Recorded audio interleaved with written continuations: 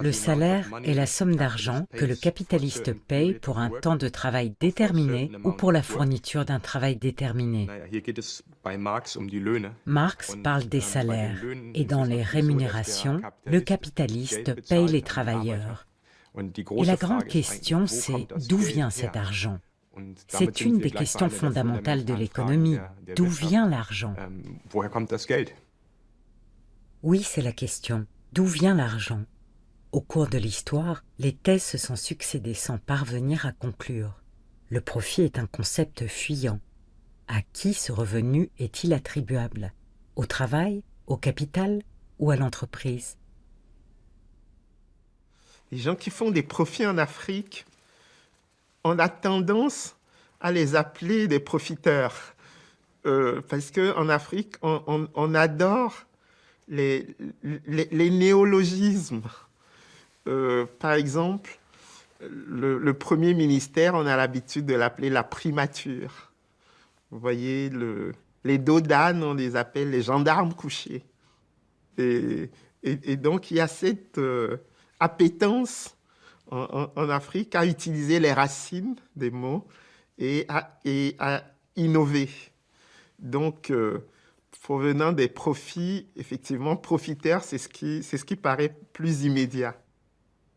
En fait, on a un problème ontologique, mais d'une manière générale, la théorie économique a un problème ontologique avec le profit, un problème définitionnel, en fait, avec le profit.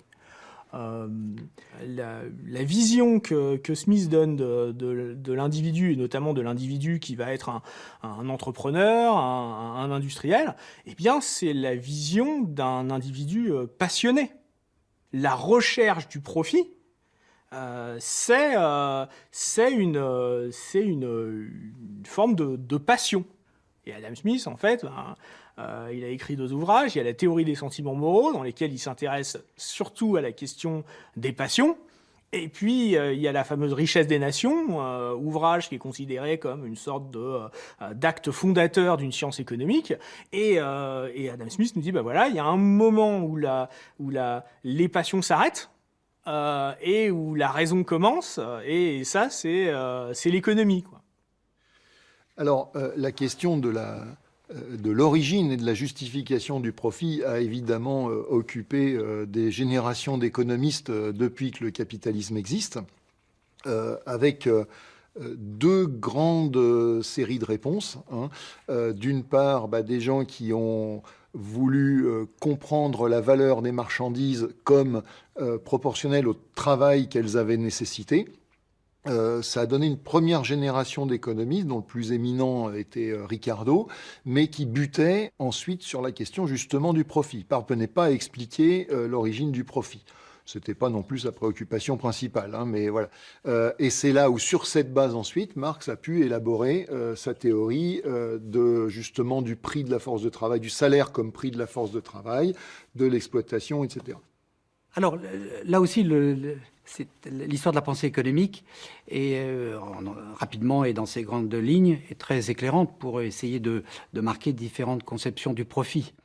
On voit bien que dans la conception classique ou marxiste, avec d'ailleurs cette vision du capital comme des ressources que possède la classe dominante pour mettre au travail les groupes dominés.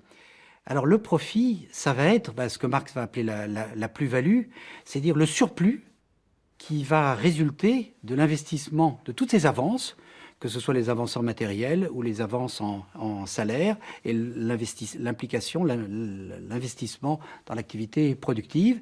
Et on va observer, à partir d'une certaine époque, dans une partie de la planète, dans le monde occidental, effectivement, l'investissement de ces avances dégage un surplus. Et donc, L'ensemble du surplus, aujourd'hui, ce sont des profits. Parallèlement à ça, et surtout à partir du moment où Marx, justement, avait identifié l'origine de l'exploitation, un certain nombre d'idées se sont développées et aujourd'hui dominent totalement le monde académique de la science économique pour contester que le profit soit un prélèvement sur la valeur créée par le travail et pour, d'une manière ou d'une autre, justifier son existence par le fait que finalement le capital, les moyens de production auraient en eux-mêmes une capacité à créer de la valeur. Alors, qu'est-ce qui concourt à la production? Le salaire, enfin le travail. Le travailleur apporte une certaine utilité, donc crée de la valeur ajoutée. Mais comme pour faire de la production, vous avez aussi besoin de machines, de bâtiments, etc., eh bien le capital, lui aussi, est utile et donc lui aussi crée sa part de valeur ajoutée. Et au bout du compte, vous aboutissez avec un raffinement d'équations et de choses théoriques comme ça à l'idée que si le marché fonctionne au mieux, eh bien chaque facteur de production est rémunéré à hauteur de la valeur qu'il a contribué à apporter. Et donc, si les salaires sont ce qu'ils sont, bah, c'est parce que le travail a une certaine utilité, une certaine productivité. Si le profit est ce qu'il est, c'est parce que le capital, lui aussi, a une certaine utilité. Et si les profits sont beaucoup plus élevés que les salaires, bah, c'est sans doute parce que le capital est beaucoup plus utile que les travailleurs. Les classiques, comme Smith et Ricardo, pensent que seul le travail est créateur de richesse, donc de profit. La production, les machines, les bâtiments, même le prix des matières premières, pour eux, tout est travail. Dans la continuité, Karl Marx explique que le profit résulte d'un vol, que le capitaliste accapare le travail de l'ouvrier.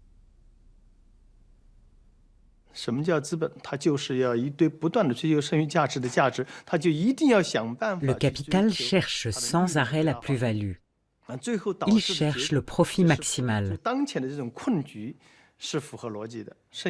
D'où vient la plus-value? De la valeur créée par le travail des ouvriers, même si elle sert aussi à payer leur salaire.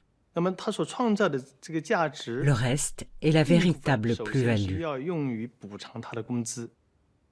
Les ouvriers créent beaucoup de choses. Une partie sert à rémunérer leur travail, le reste est profit. Le capitaliste cherche à réduire à tout prix les salaires. Si la valeur créée par l'ouvrier est fixe, plus le salaire est bas, plus le profit est élevé.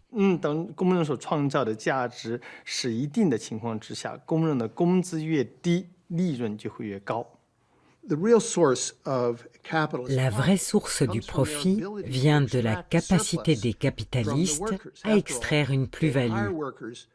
Ils embauchent des travailleurs à un certain salaire qui, en travaillant, produisent une valeur plus importante que ce qu'ils sont payés. La différence entre salaire et ce qu'on obtient sur le marché, c'est leur profit. Alors, si j'exprime graphiquement la théorie de la plus-value chez Marx dans un cas de ce qu'on appellerait de travail simple. Dans un cas de travail simple, j'ai par exemple un objet, une marchandise, dont la valeur va correspondre à 12 heures de travail. Mais cette valeur d'échange de la marchandise, donc ça c'est le prix de la marchandise, qui correspond à 12 heures de travail, pour la produire cette marchandise, le capitaliste n'aura dû payer que 6 heures de travail. Donc là, ça c'est, si vous voulez, le coût de production. Les heures payées, le coût de production ou les heures payées de travail simple. Par conséquent, il va s'approprier la valeur de 6 heures de plus de travail. Et ça, c'est ce que Marx appelle le surtravail ou plus-value. Surtravail ou plus-value, c'est la différence entre le prix de vente de la marchandise fabriquée par l'ouvrier et ce qui a été payé à l'ouvrier. Là, dans ce cas simple, le surtravail ou la plus-value, elle va être le double de ce qui a été payé à l'ouvrier en termes de travail, c'est 6 heures de travail. Après la Seconde Guerre mondiale, pendant les 30 Glorieuses, les profits sont réinvestis et assurent la croissance économique. À partir des années 70, tout bascule. La finance prend le pas sur l'industrie. Tout commence par un article du futur prix Nobel d'économie, Milton Friedman. Milton Friedman, qui est le chef de file de l'école de Chicago, il publie dans le New York Magazine, à la fin des années 60, une chronique dont le titre est « La responsabilité sociale du monde des affaires et de faire augmenter le profit, de faire augmenter leur profit », si je traduis mot à mot. Alors, pourquoi est-ce qu'il fait ça et pourquoi est-ce qu'il fait ça à ce moment-là? Donc, le profit, d'après cette chronique, c'est le but de l'entreprise. Le problème, c'est que en pratique, qu'est-ce qu'on voit, et en particulier dans l'économie américaine à ce moment-là, c'est que les entreprises, elles grossissent. Donc elles sont détenues par les actionnaires, mais ce qui est sur le devant de la scène à ces périodes-là, dans ces grosses entreprises, ça n'est plus tellement l'actionnaire, c'est le manager. Et le manager, c'est quelque chose de nouveau au XXe siècle et qui prend une place énorme. Et ça inquiète les gens de l'école de Chicago comme Stigler ou comme Friedman, qui dans les années 60 se disent « Non, mais celui qui possède l'entreprise, c'est l'actionnaire, et l'actionnaire, il se rémunère sur son profit, et donc le rôle de l'entreprise est supposé être de générer du profit pour l'actionnaire.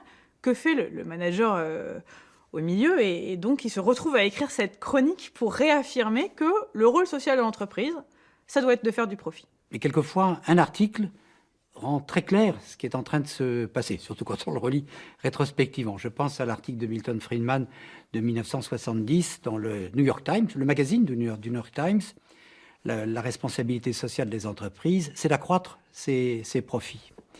Et là, effectivement, on va voir le profit qui était un instrument au service de la croissance des entreprises. De ce point de vue, d'ailleurs, il y avait encore un certain lien avec la pensée classique. Le profit va devenir quelque chose qui doit être capté par le monde financier. Le raisonnement de Friedman est d'une simplicité diabolique. Et au fond, pour créer une entreprise, il faut de l'argent. Ce sont les premiers actionnaires. Cet argent, il est remis à des managers. Ce ne sont pas les actionnaires qui gèrent eux-mêmes. Et donc, ces managers qui vont faire tourner l'entreprise, embaucher des salariés, investir, etc., doivent gérer cet argent qui leur a été prêté. Ils doivent le gérer s'ils sont honnêtes, bien sûr, au bénéfice, tout en respectant la loi et toutes les réglementations. Ils doivent le gérer au mieux des intérêts de ceux qui leur ont confié l'argent. C'est un principe normal. Vous confiez votre argent à quelqu'un, il a le mandat de le gérer du mieux possible. À ce moment-là, on voit que le profit de l'entreprise devient très précisément le profit, une fois payé encore une fois toutes les rémunérations dont on doit s'acquitter, ça devient le revenu de l'entreprise réduite au fond au statut de quasi-actif financier.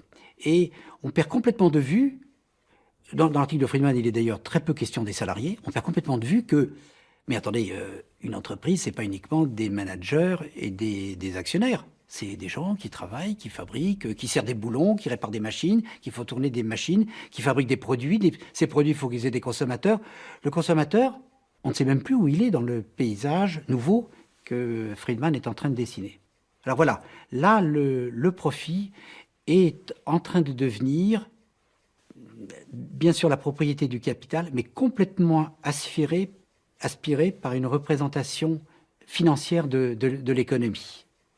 Et la coupure avec ce qu'il était à l'origine, le surplus qu'arrivait à dégager une collectivité humaine qui acceptait de réinvestir une partie des sommes qu'elle avait avancées. Cette très belle idée qui explique la croissance économique, c'est-à-dire en fait toute la dynamique qui s'est créée dans le monde occidental et puis maintenant sur toute la planète depuis la révolution industrielle, cet aspect-là a complètement disparu. Le monde économique et politique s'emploie à faire accepter cet accroissement exponentiel des profits. Avec beaucoup d'autres, le chancelier Helmut Schmidt participe à ce changement idéologique. Un changement qui donnera naissance à la théorie du ruissellement. 资本主义社会和资本主义生产方式当中 Oui, pour la société capitaliste et le mode de production capitaliste, le profit est au centre de leurs préoccupations. Certains affirmeront que nous en avons besoin, que le profit d'aujourd'hui est l'investissement de demain et les emplois d'après-demain.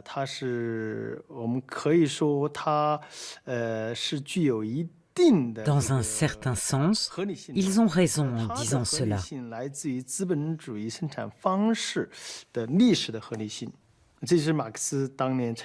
Marx lui-même admirait le mode de production capitaliste, favorable au progrès, et qui avait joué un rôle très important. On peut très bien le voir quand on examine l'histoire du développement de l'humanité. Mais si on admet qu'à un certain moment, le mode de production capitaliste était nécessaire, son concept clé demeure malheureusement le profit.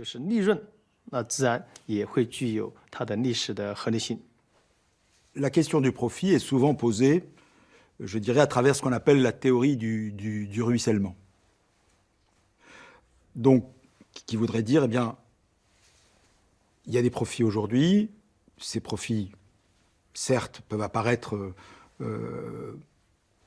trop importants sur le coup, mais c'est une erreur d'analyse, une erreur d'optique. En fait, ils vont servir à investir et ils reviendront plus tard en développement. Je reviens, si vous voulez, à mes principes scientifiques. Cette idée, il faut que je la transforme en quel est le type d'activité qui va permettre d'organiser ce ruissellement et quel est le cadre de droit qui va permettre de l'organiser. Or, je dirais que avec la grande déformation dans l'entreprise, qu'est-ce qui s'est passé? Eh bien, on va distribuer un certain nombre de profits, mais on ne va pas nécessairement les distribuer dans l'investissement. Donc, on va les distribuer à des actionnaires. Mais comme je vous l'ai dit, ces actionnaires, eux-mêmes, ça va être soit des grands fonds qui vont le distribuer pour faire des retraités, pour rémunérer les investissements justes des retraités ou des investisseurs, ou au contraire, ça va aller à nouveau nourrir, si vous voulez, des gens qui sont des détenteurs d'actions. Et donc, dans ce mécanisme-là, l'idée implicite, l'idée du départ, qui était que je vais avoir transformation des profits en investissement, n'est plus du tout garantie. Et au contraire, qu'est-ce qu'on a constaté depuis 20 ans? Eh bien, en gros, dans la période précédente, vous aviez, grosso modo, quand les profits augmentaient, les investissements augmentaient. Quand les profits baissaient, les investissements baissaient, avec un petit temps de décalage. Eh bien, la surprise de la période que nous décrivons, c'est non. C'est qu'on n'a plus cette corrélation. Et donc, du coup, on a eu, effectivement, ce que Lazonick appelait « profits without prosperity », c'est-à-dire on a eu, au contraire, un décalage entre les profits et les investissements. Et ça, c'est très, très grave pour le futur. On commence à avoir une dissociation entre les profits d'aujourd'hui et les investissements de demain. Pourquoi? Parce que le but des profits d'aujourd'hui, ça ne va pas être d'augmenter la valeur de l'entreprise en la faisant innover, ça va être d'augmenter à court terme la valeur financière de l'entreprise sur les marchés. Donc, soit en versant des dividendes aux actionnaires, soit en rachetant des actions, soit en faisant une OPA. Donc, Helmut Kohl, il parle d'une logique industrielle. Helmut Schmidt, pardon. Donc, Helmut Schmidt parle d'une logique industrielle. Et cette logique industrielle, elle est effacée par une logique financière dans les années 80, 90, 2000. Il y a quelque chose d'assez connu en économie et en politique, je dirais, presque plus qu'en économie. C'est l'idée formulée par, d'ailleurs, quelqu'un qui se disait de gauche, enfin social-démocrate, qui était Helmut Schmidt, l'idée selon laquelle les profits d'aujourd'hui étaient les investissements de demain et les emplois d'après-demain. Alors évidemment, c'est une maxime qu'on répète aux salariés depuis maintenant quelques décennies, en tous les cas dans les pays riches, pour leur dire d'être patients, d'attendre et de bien vouloir avoir la gentillesse de servir de variable d'ajustement aux soubresauts de l'économie capitaliste pour leur bonheur futur ou, qui sait, celui de leurs petits-enfants, parce que tout le monde aura compris que le demain et l'après-demain, c'était métaphorique, hein, ça se comptait pas en heures. Alors, cette maxime, comme beaucoup de choses fausses, elle a évidemment un fond de vérité, mais il y a quand même un certain nombre de glissements très contestables dans la proposition. Alors, pour n'en citer qu'un, la notion d'investissement dans l'économie capitaliste, c'est un mot qu'on emploie tout le temps, mais qui veut dire des choses très différentes. Du point de vue du capitaliste qui fait l'investissement, investir, c'est transformer son argent en quelque chose qui va rapporter de l'argent. Voilà, c'est faire acte, disons, de faire fructifier ce qui devient un capital. Mais ça ne nous dit absolument pas ce qui se passe du point de vue de la société. Hein, c'est-à-dire que vous pouvez très bien, et c'est ça par exemple que les pères fondateurs de la science économique avaient en tête quand ils parlaient de l'investissement, quand c'était chez Adam Smith ou Ricardo, l'investissement c'était la création de forces de production nouvelles. On transformait son argent en nouvelles usines, nouvelles machines, nouveaux cotons qui feraient que l'année d'après, la richesse globale matérielle de la société s'en serait accrue. Mais bien souvent, l'investissement, c'est pas ça. Hein. Si vous investissez simplement en rachetant plus cher une source de production existante, comme par exemple le monde capitaliste le fait en ce moment en battant à peu près tous les ans ses records de fusion-acquisition, vous ne créez pas un copec de valeurs nouvelles produites. Hein, et de ce point de vue-là, le profit d'aujourd'hui est certes l'investissement de demain, mais cet investissement est totalement stérile du point de vue de la société.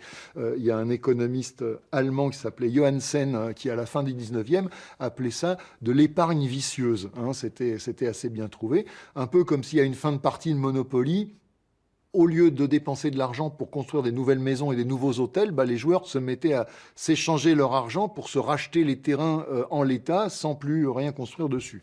Et ça, d'ailleurs, c'est un cours que l'économie capitaliste depuis 40 ou 50 ans, dans ce qu'on appelle la financiarisation, le néolibéralisme, c'est un cours de plus en plus prononcé, que les profits, au lieu de nourrir un investissement productif, une croissance de la production de la richesse réelle de la société, nourrissent des circuits financiers, nourrissent une économie de casino dont on ne sait pas très bien jusqu'où elle peut monter sans s'effondrer. Elle s'est déjà effondrée un certain nombre de fois avec des conséquences désastreuses sur l'économie réelle et de la vie générale.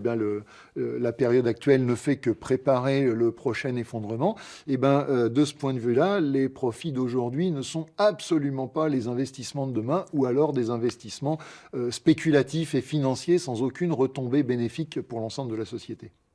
Et donc, la question qui me paraît centrale, c'est la question du réinvestissement des profits dans le cycle productif. Mais ce n'est pas une question nouvelle, hein, parce que quand vous étudiez la grande discussion entre David Ricardo et Charles Simon de Sismondi sur les effets du progrès technique sur l'emploi, vous savez que Ricardo écrit en 1817 les principes de l'économie politique et de l'impôt, et dedans il dit c'est une très bonne chose, le progrès technique, parce que ça permet d'augmenter les profits et donc l'activité économique et la création d'emplois. Voilà. Et Sismondi répond en disant « Oui, mais si M. Ricardo pouvait faire tout le travail de l'Angleterre par des machines et laisser les travailleurs anglais sur le bas-côté, il le ferait, parce qu'il ne jure que par le progrès technique. » Et donc, dans la 3e édition des principes de l'économie politique et de l'impôt, parue en 1821, Ricardo crée un nouveau chapitre intitulé « Des machines ». Et là, il répond à Sismondi en disant « J'ai longtemps cru que le progrès technique était synonyme de profit et donc de bien-être pour la population, mais je dois la vérité de reconnaître que Sismondi a raison sur certains points. Si le profit permet aux capitalistes de s'acheter des œuvres d'art et donc de ne pas le réinvestir dans l'activité, effectivement, ce progrès technique qui crée du profit ne va pas être bénéfique pour la population. A firm makes profits Une entreprise fait des bénéfices, ses dirigeants peuvent garder leurs profits ou les donner aux actionnaires pour rendre les riches encore plus riches. Ces actionnaires peuvent faire ce qu'ils veulent, s'acheter une plus grande maison ou investir à Wall Street sur les marchés à terme de l'alimentation et causer de la famine. Toutes ces choses sont possibles. Ce n'est donc pas acquis que les profits d'aujourd'hui soient les investissements de demain. C'est une possibilité si vous avez un capitalisme régulé. Si vous dites « Ok, les entreprises sont obligées d'investir », à ce moment-là, les profits sont les investissements de demain. Mais ce n'est pas le cas.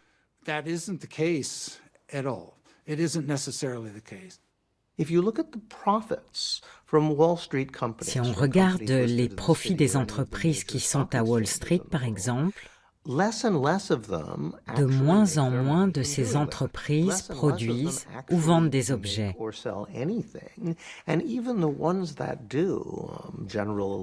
Si vous regardez General Electric, Ford, leurs profits ne viennent plus de la production de voitures. Ils viennent des divisions financières.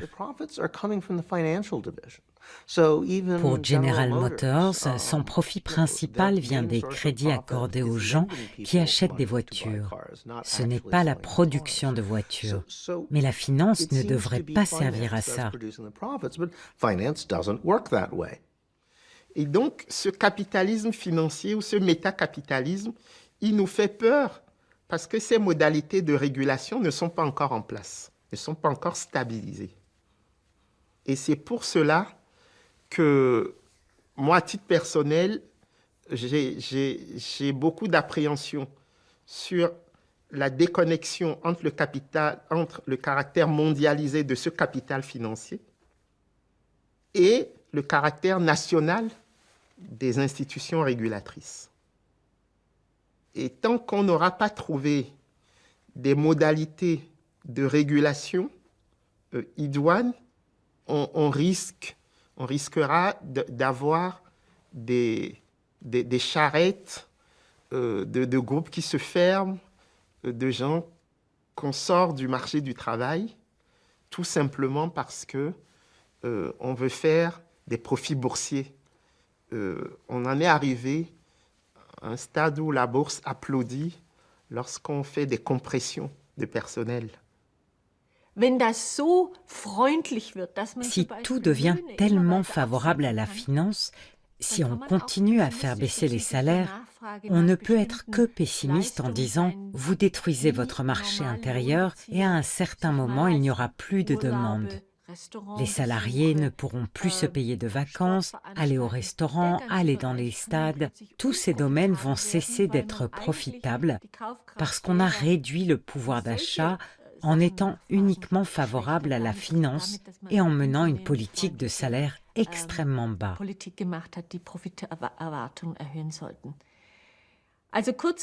L'approche de Schmitt est beaucoup trop mécanique.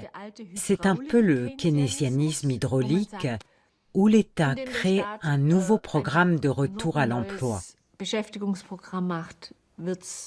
Alors on construit des routes, on fait des grands travaux, ça augmente les profits, ça crée des investissements et des emplois. Il a été prouvé que cette mécanique n'est pas aussi automatique. La part des profits étant devenue très grande, en fait, les profits sont utilisés pour reverser directement aux détenteurs de capital, aux propriétaires du capital, des sommes. C'est pour ça qu'on parle tant des dividendes, et que le capital pour sa propre reproduction ou pour l'innovation, les profits sont largement suffisants pour pouvoir assurer cette reproduction-là. Donc c'est intéressant de voir que même, vous voyez, pendant la crise, ce qu'on appelle la grande récession 2008-2009, on avait une crise financière, etc. On aurait dû voir un effondrement de l'investissement par derrière. Mais les profits étaient tellement importants que en fait, l'investissement, qu'il soit dit tangible ou intangible, c'est plutôt maintenu. Voilà. Il s'est maintenu et donc aujourd'hui, dire qu'on donnait plus de profits, c'est pas cela qui va faire plus d'investissement. Les profits sont largement suffisants pour assurer l'investissement. Plus de profits aujourd'hui ne signifie pas plus d'investissement aujourd'hui ou demain. Voilà. Et donc, ça signifie quoi? Ça signifie que même si on croit dur comme fer à effectivement que l'investissement implique l'emploi, on peut quand même réinterroger la part des profits aujourd'hui, son importance, puisque on peut même la diminuer en fait, c'est ma conviction qu'on peut la diminuer de manière significative sans que ça ait d'impact sur l'investissement. Aujourd'hui, et depuis plusieurs années aux États-Unis, 90% des profits des grandes entreprises sont distribués aux actionnaires ou sont utilisés pour des rachats d'actions. Comment justifier ces profits? Deux arguments sont avancés. D'une part, le profit serait le signe tangible de la bonne gestion de l'entreprise. D'autre part, il constituerait la rémunération du risque.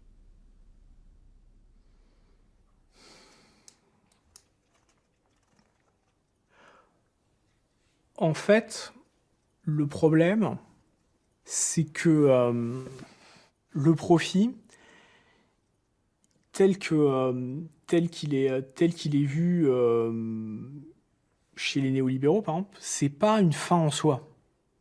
Le profit, c'est la motivation.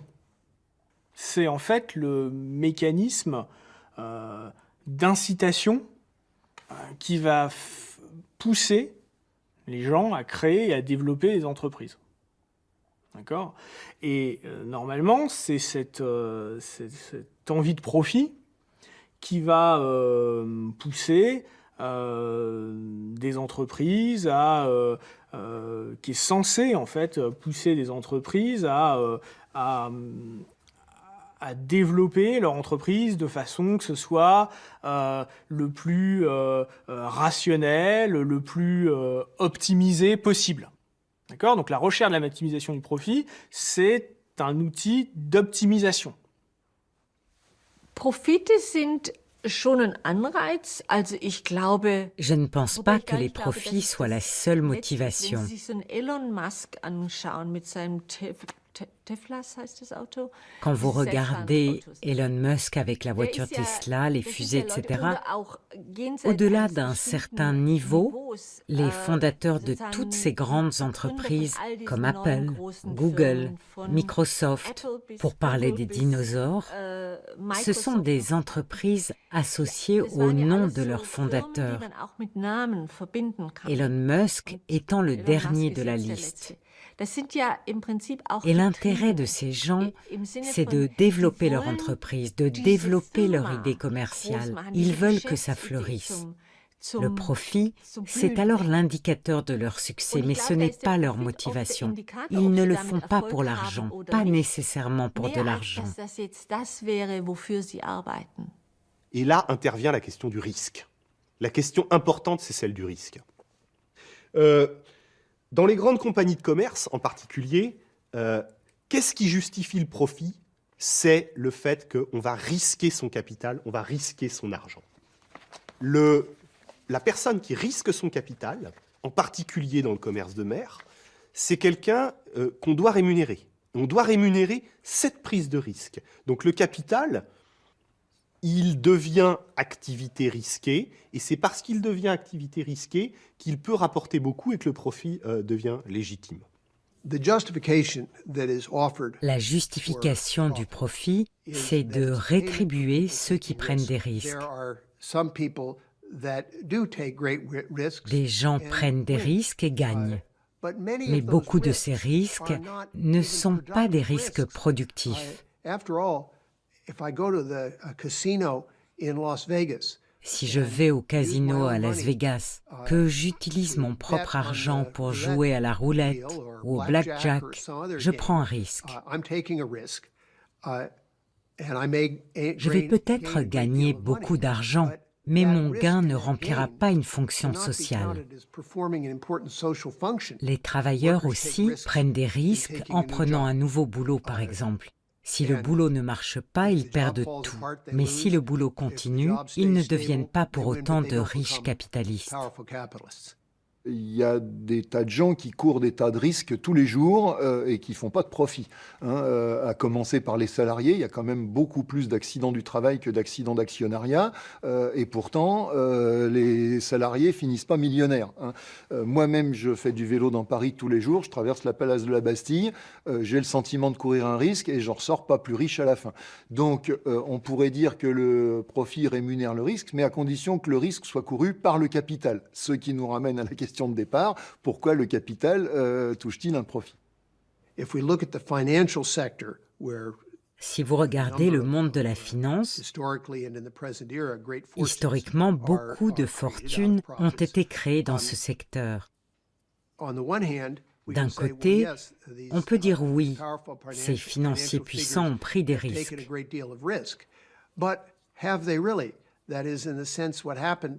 Mais est-ce qu'ils ont pris des risques? Ce qui s'est passé en 2008 et 2009 dans la crise financière était très éclairant. Ils ont été protégés des risques par le gouvernement, ils ont pris des risques avec l'argent des autres. Est-ce que c'est vraiment prendre un risque si on ne risque pas son propre bien-être? Si ma banque est trop grande pour faire faillite, je suis protégé. Donc en un sens, leur richesse et leur puissance venaient de leur position, pas des risques qu'ils ont pris.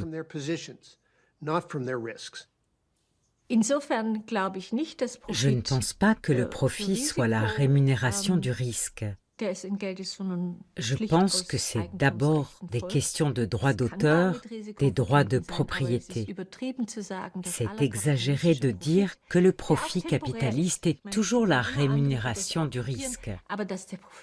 Non, ça c'est un mythe que les capitalistes aiment bien propager.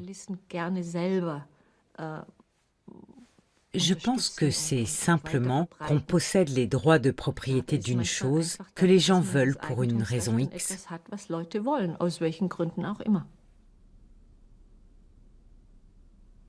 Le développement des oligopoles conduit les économistes libéraux à considérer que l'explosion des profits repose en réalité sur l'extension des droits de propriété. Aujourd'hui, la rente est la source principale de la fortune des grandes entreprises. C'est-à-dire qu'on est faussement dans un monde de très forte concurrence. Et ce faussement, c'est parce que des acteurs capitalistes se reposent sur une notion que l'on n'a pas encore, dont on a peu parlé pour l'instant, qui est celle de la propriété.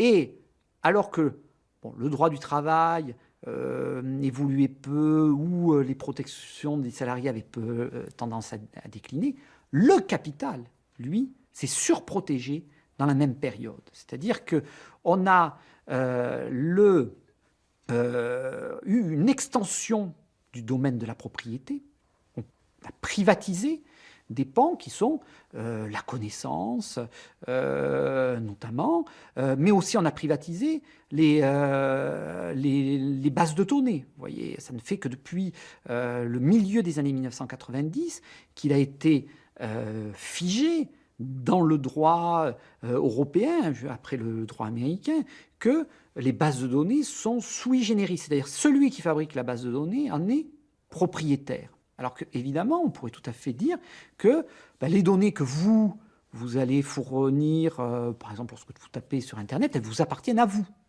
Non, elles appartiennent à celui qui va les récolter. Donc on a su étendre la propriété.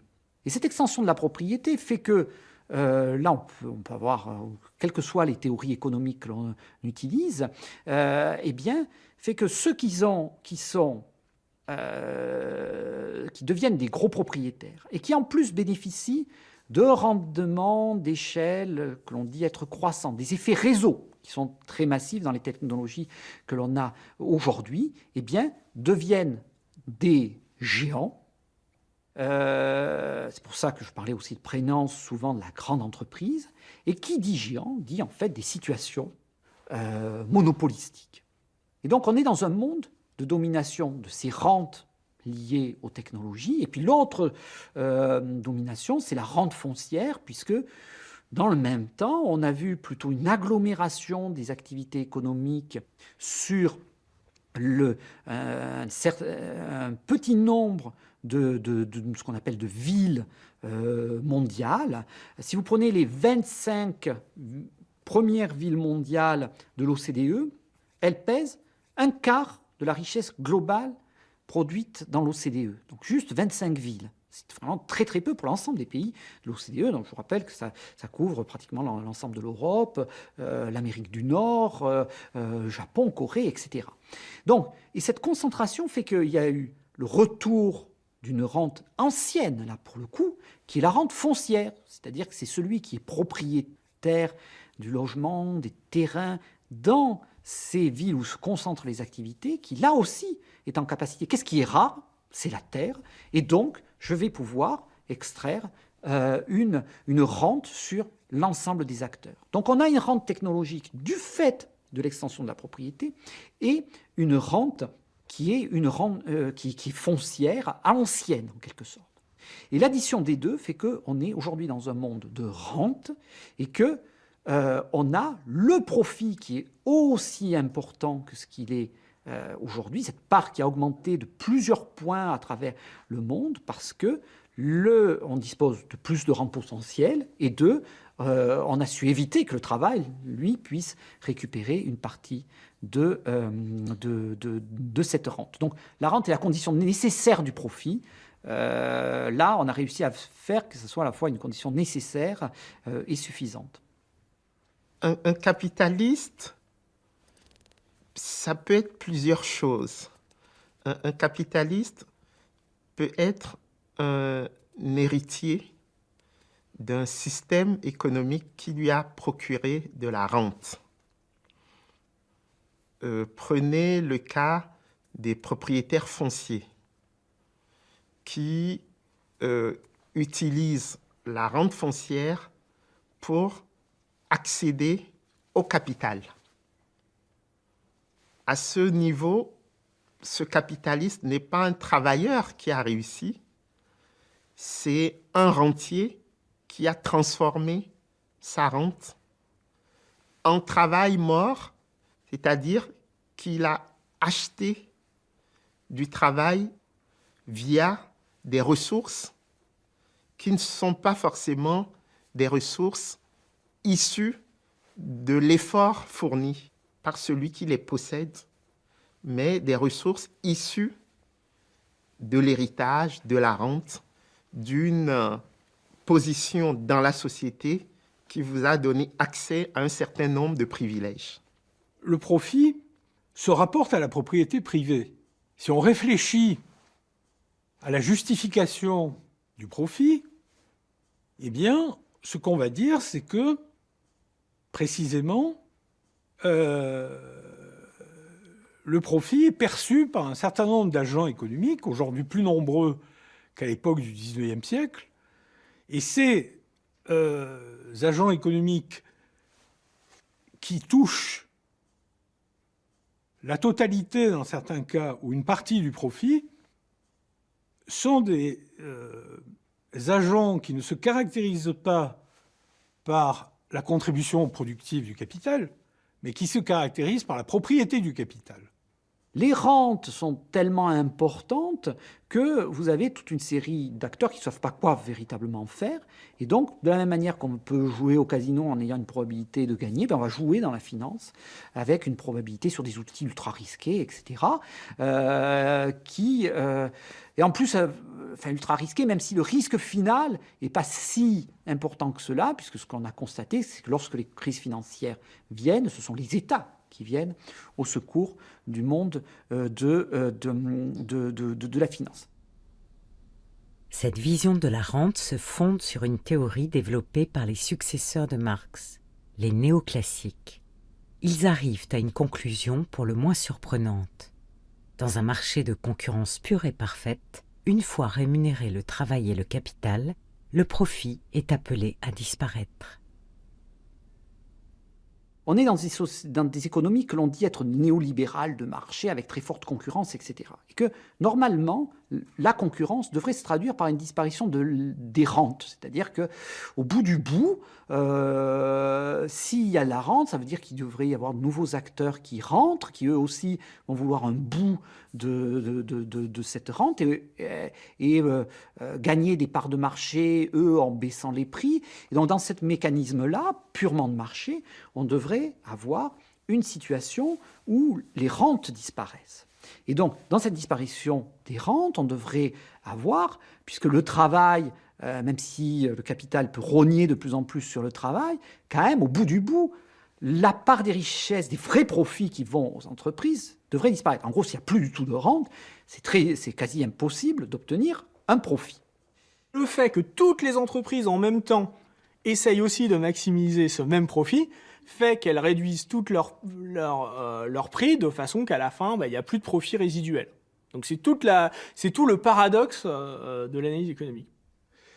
Si le capital était simplement un facteur de production,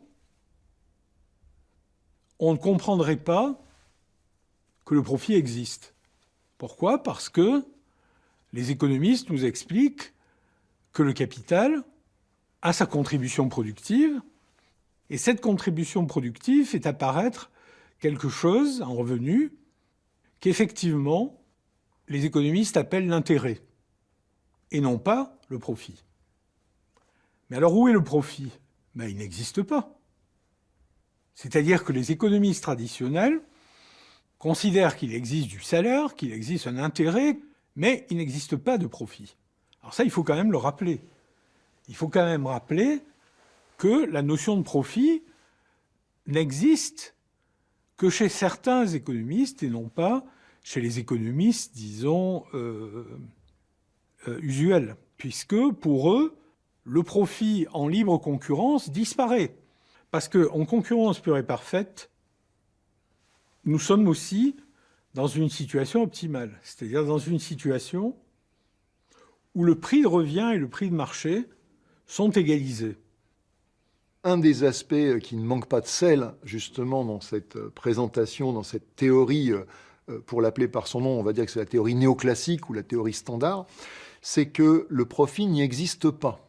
Plus exactement, le profit se dissout sous l'unique forme de l'intérêt, puisque vous êtes censé modéliser l'économie et vous la représenter avec un entrepreneur qui ne possède aucun capital et qui louerait l'intégralité des moyens de production. Alors, qu'on loue le travail et qu'on paye un salaire pour ça, c'est pas un problème, mais donc les entreprises ne sont pas censées posséder du capital et l'entrepreneur est censé louer les machines, les bâtiments, etc. Alors, ça manque encore une fois pas de sel qu'une théorie qui prétende à l'explication scientifique du système capitaliste en arrive à nier l'existence du phénomène le plus central de cette économie, qui est la recherche du profit, que chaque patron en chair et en os sait très bien qu'il est là pour faire du profit, qu'il est là pour en faire le plus possible et que c'est son job. Effectivement, parce que justement c'est pas une théorie scientifique, mais que c'est une théorie qui vise à dissimuler les faits, un des problèmes, ou une des réussites, d'ailleurs ça dépend l'angle sous lequel on se place, mais de cette théorie néoclassique, c'est finalement de présenter le profit comme un accident, comme quelque chose lié à une situation aberrante et dans laquelle la norme serait que la forme profit n'existerait pas. La croissance immodérée des profits conduit les économistes libéraux à un étonnant constat. Les marchés dysfonctionnent, ou plus exactement, ils ne fonctionnent pas naturellement. Un régulateur est nécessaire et les néolibéraux attribuent ce rôle à l'État.